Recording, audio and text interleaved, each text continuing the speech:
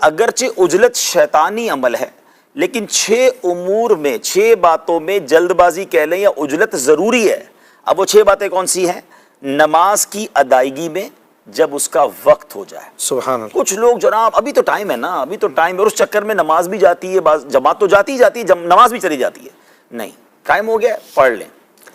اور میں اس میں ایک جملہ کہوں گا، اللہ سلامت رکھے امیر اہل سنت کو. مجھے ٹریول کرنے کا 1-2 بار جو کئی بار موقع ملا، مگر خاص طور پہ حج کے سفر میں نے دیکھا، اللہ اکبر، میں نے اپنی لائف میں نہیں دیکھا کسی کو ایسا کہ نماز کی جو فکر، ٹائم ہو گیا بس ایسا لگتا ہے کہ بے کلی سے شروع ہو گئی ہے. سبحان بس پہلے نماز پڑھ لیں، پہلے نماز پڑھ لیں، بعد میں کر لیں گے، نہیں کم پہلے نماز پڑھ لیں. اتنا ماشاءاللہ میں نے اس سفر میں سیکھا. اور پھر اللہ کی رحمت سے جو امیر علیہ سنت کی تربیت نگران شورا میں دیکھی، سفر تو ان کے ساتھ میرے بہت ہوئے ہیں کہ ان کی میری عادت دیکھی کہ ٹائم ہو گیا ہے، پہلا کام نماز ہے. ہم نماز میں تاخیر نہ کریں، باقی چیزیں ہو جائیں گی. ہم کہتے ہیں یار ابھی کھانا کھا لیں، ابھی ذرا میٹنگ کر لیں، ٹائم تو ہے بعد میں کر لیں گے، پہلے نماز پڑھیں گے. تو یہ ہماری زندگی میں ہونا چاہیے. دوسری بات، میت کو دفن کرنے میں جب حاضر ہو. اب یہ جو معاملہ ہے کہ فلاں رشتہ دار آ جائے تو فلاں آ جائے تو 3 دن تک سرد خانے میں، تو میت کی تدفین میں جلدی کرنی چاہیے. تیسرے نمبر پر جب لڑکی بالغ ہو جائے تو اس کے بیاہ میں جلدی کریں، اس کے نکاح میں جلدی کریں. یہ بڑا مسئلہ ہے، باقاعدہ ہمیں مکتوب آئے ہیں، لڑکوں کے بھی آتے ہیں کہ ہمارے ماں باپ کو اب سمجھائیں، ہم تو نہیں سمجھا سکتے، ہماری عمر نکلی جا رہی ہے، ہماری شادی کی بات ہی نہیں ہوتی گھر میں، کسی کو فکر ہی نہیں، ہم 35 سال 30 سال 40 سال کے ہونے والے. اسلامی بہنیں یعنی جو گھر میں خواتین ہیں، تو خدا کے واسطے ان ماں باپ سے گزارش ہے کہ آپ بیاہ میں جلدی کریں، نکاح میں جلدی کریں، اس کو آسان کریں، ورنہ جو برائیاں پھیل رہی ہیں یہ پھر اللہ نہ کرے اور بڑھ جائیں.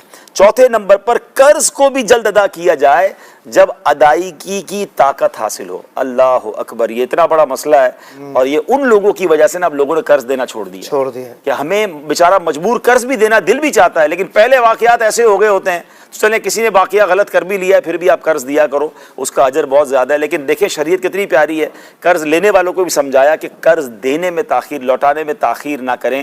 آپ خوش دلی کے ساتھ اچھے اس کے ٹائم سے پہلے لوٹا دیں. اگر ٹائم پیسے نہیں ہیں تھوڑی ریکویسٹ تو کریں، بات تو کریں، جواب تو دیں اسے. فون اٹھانے بند کر دیتے ہیں. اچھا مہروز بھائی، لیتے وقت بندہ اور ہوتا ہے، دیتے وقت بندہ ہی چینج ہو جاتا ہے. ارے یار یہ وہی آدمی تھا، اتنی منتیں، اتنے پیار، حضرت لگتا ہے ہم قرضہ مانگ رہے ہیں. اب نہیں، میں نے ایک پوسٹ پڑھی، بڑی کمال کی پوسٹ ہے، بولا ہمارا وطن واحد وطن ہے کہ جہاں اپنے پیسے واپس مانگنے کے لیے وجہ بتانی پڑتی ہے. یارو میری ماں بیمار ہے، میرا قرضہ واپس کر دو، میرے گھر میں کچھ کام، بھائی کیوں بتاؤں وجہ کیا ہے، میرے پیسے واپس دو. صحیح، لیکن کوئی وجہ جب تک آپ نہیں بتائیں گے نا منت کر کے، تب پیسے واپس ملتے ہیں. 5ویں چیز، جب مہمان تشریف لائے تو اسے کھانا جلد کھلا دیا جائے. اے تو تھوڑی مہربانی ضرور کر لیا کرو بھائی، ہمیں بڑے تجربے ہیں اس کا.